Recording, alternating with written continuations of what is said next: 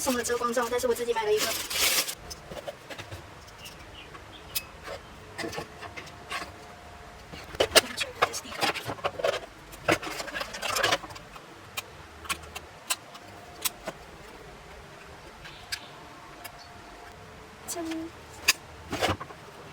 鸡。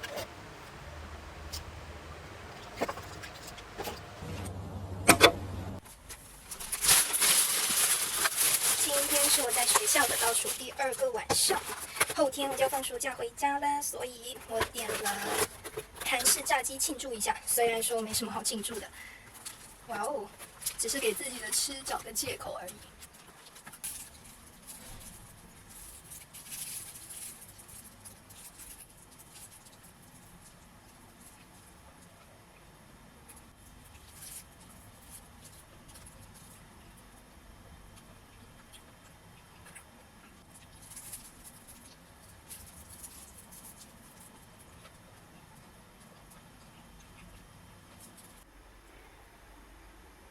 我感觉韩式炸鸡可能还是不太符合我的口味，所以我打算把剩下的鸡腿和鸡翅分给其他的同学吧。